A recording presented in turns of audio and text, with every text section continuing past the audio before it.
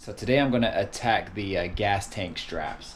And there's two options that I have. The one option I have to go with now just because I don't have any welding capabilities or anything like that. So I'm going to go with this option here. So what I did is I went to Lowe's, actually Home Depot, and got some 1 inch wide, about an 1/8 inch thick metal straps or metal pieces that are about 4 feet long. And I got one aluminum one and one steel one, I believe it is. And so what I'm going to do is I'm going to try to make straps to fit. And there's a thread online that I found of a guy that had did it.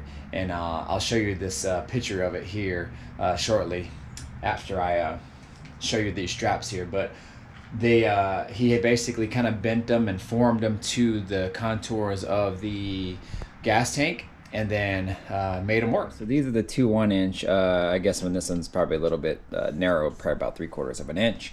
But this one's aluminum, so it'll be a little bit easier to kind of form. And then this one is more, I think this is steel, so a little bit more heavy duty, so that way, you know, they can handle the weight and things like that of the tank as you put gas in it and whatnot. So, and just more durable. So, but I got this one just because I wanted to make it easy to form first, to kind of make a template, and then I can use that template to bend these, because obviously these are going to be a little bit harder to bend. I'm gonna have to, probably gonna take me a little while to kind of form those. Let me show you this picture here.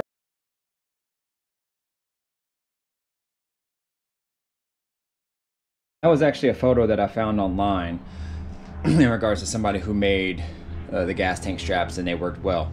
So, but what I'm gonna do is I'm going to make the straps initially now. As I said, I don't have any welding capabilities or anything like that, and so if I need somebody to weld, I have to take it to a buddy of mine. But I actually have the straps that actually fit this particular tank, but I need some brackets welded to my car in order for them to work. So in the meantime, I'm gonna make these work. And if these end up being okay, then I might not ever use them, but I would eventually like to swap it later, because just the straps that I have they go with the tank, and they're a lot cleaner and nicer, and it'll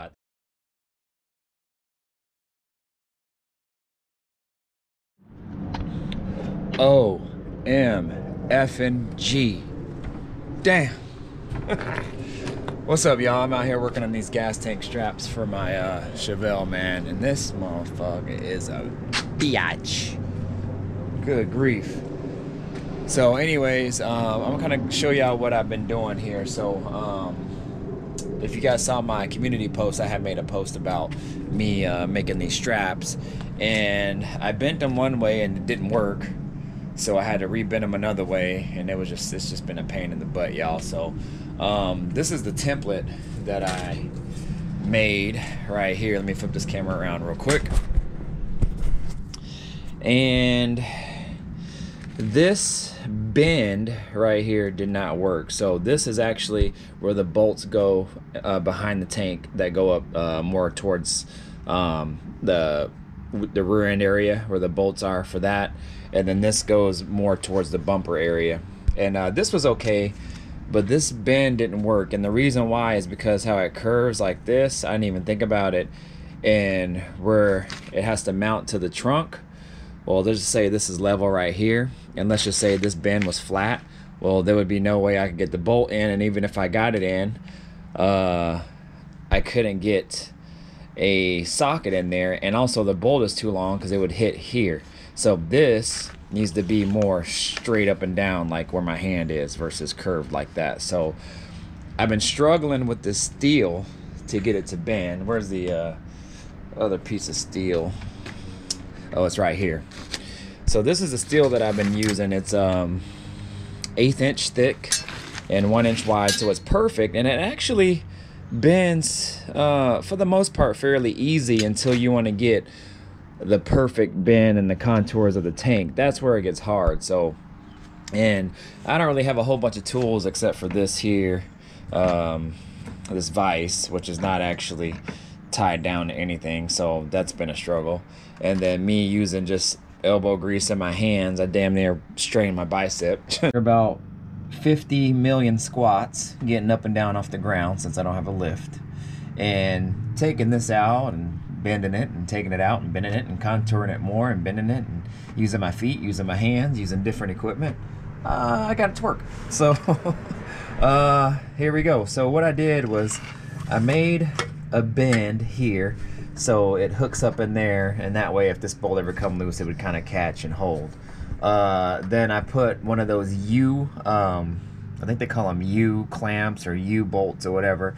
Basically the kind that you can like, basically the same kind that your fender wells are hooked up to, bolted into. So you clamp them in, and then it's a nut basically, and you can screw it in. So I did that here, put that in there, so that worked good. I just put a bolt to secure it down. I made that bend, so that's good. And what I was trying to get away from is not bending any type of bends too much and bending them back and forth, because I didn't want to risk messing with the integrity of the metal. So over time it didn't, like, you know, break on me or something like that. So I think I did okay job there. What I might do too is I might take it somewhere to a buddy of mine and maybe have him weld it in the areas that's bent to kind of reinforce it a little bit there. But as you can see, I got it pretty contoured to the tank, and it goes all the way under. And let me take it to the back here so you can see a little bit more. And that's what it looks like up there. So this was my original hole, and that ended up not working, and so I had to cut it back a little bit more closer to here. And where I struggled with a little bit is I actually kind of made the hole too close, but I had to, because this is hitting right here, and I wouldn't have been able to put the hole here, because if I did, then it would make this bend go in more, and then I wouldn't be able to use my long bolt, because this bolt is a stock bolt, and it's like, you know, I mean, it goes all the way up here, y'all. So I think what they do is they give you extra length, so that way if the tank had to hang a little bit, you have a lot of slack here on that bolt. So I had to put it there. And what I had to do also is push this back and kept massaging the front end of this brace, so that way I could have more room to push this back more, and that was a pain. So after getting up and down about 50 million times, I finally got it in there. So it's in there pretty good. I don't have it totally tightened down, because I have to take it out and use this as a template. I'm gonna see how this is and how it works, and then if it hangs too low or I don't like it, then I'll probably cut the trunk, but I really don't want to cut the trunk. So what I'm probably gonna do is, you can see some space in there. I don't know if you can or not. But what I'm probably gonna do is get some insulation padding or something, so that way it's not up against the tank, up against the floor of the trunk, and it's not rubbing too much, and that way the fuel sender is not rubbing on it as well. And that way just kind of live with it and just make sure it's working okay and it fits flush. So I don't know what I'm going to do. I'm going to get some type of foam padding or something and put it in between the tank and the car. That way everything kind of sits level, because I really don't want to mess with these anymore. Because if I cut out the trunk for the sender area, make it sit up higher, then I'm going to have to rebend these again, and I do not want to do that. So anyways, that's pretty much it, y'all, and that's where I'm at now. So I'll go ahead and make the other one, and then I'll probably later on, after it's all said and done, I'll show you the final kind of what it looks like all installed and everything. So anyways, that's where I'm at. You know, at the end of the day, it turned out pretty good, but man, it's crazy. But this is what I wanted, so I'm trying to make it work, and then we'll go from here. So all right, y'all, she is in there on her own power, about to lower the jack, and you will see, holding strong, she is in there. Oh man. So yeah, y'all, she in there. Let me move this jack out the way real quick. So yeah, looking pretty good, sitting pretty level. I don't have the straps all the way tight right now. Just kind of got them loose, but as you can see, it is in there, y'all. And I think it looks pretty good. The fitment is pretty good. I got to trim just a little bit right here, a little bit more, but it's about, I don't know, maybe a little less than 1/4 of an inch there. But if this shifts or anything when it moves, being that this is plastic and that's not really jagged, but you know, it's a sharp metal edge, I don't want it to rub on that. So another day I'll trim it up when everything is good, and I gotta take it out probably a couple more times anyway, so I can put the fuel sender and fuel pump in there and clean it up. And I bought some Por 15 cleaner and degreaser that you can use on inside gas tanks. So I'm gonna clean the inside of it just to be sure, and then clean it all down before I put it back in for its final install. So at that time I'll take care of that. But as you can see, y'all, I'll take you under the car, and it is looking pretty good. I have it pretty contoured, the metal straps to the shape of the tank, and I made all those bends by hand, and they match pretty dang good. The crazy thing is, man, is that strap took me hours, and what I mean by hours, I mean like hours in a day, like probably a good 2.5 days, just, you know, just on and off through work and stuff like that when I had some free time. And then when I had that one finally made, I made this side, and it literally took me probably no longer than 45 minutes because I just followed the steps on that one and the shape on that one, and I made this one, and it went right in. Literally, like, just I had to bend it, and I put it in here probably the first time, and it pretty much fit. And with a few little like shapes and bending and a few more times, it went right in. So it was it's crazy how that happens. But yeah, I'm thankful, got it in there, and I think it looks pretty good. You can see up there, let me see if I can shine some light on this, y'all. I'm under the car, so it's hard to kind of move this thing around, but hopefully you guys can kind of see.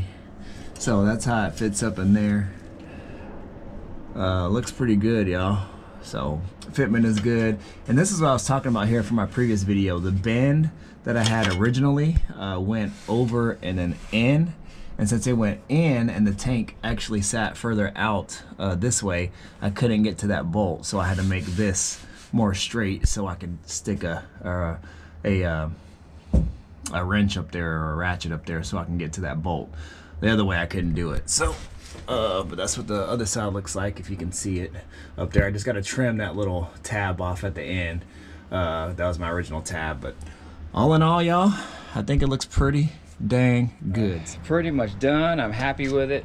We'll see how it all works out, but I think it'll work out pretty dang good. The only thing I have left is just to kind of level it. I'm gonna put some padding at the top so it doesn't rub against the bottom of the trunk pan, and that way I have it all set level. And I bought some strap insulator pads so I could stick them in between the strap and the tank, so that'll be good.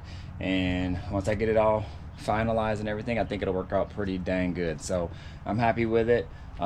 It was a little challenging to make the straps, but it worked out pretty good, and like I said, I'm happy with it. So anyways, y'all, that's the B-body tank swap into a Chevelle.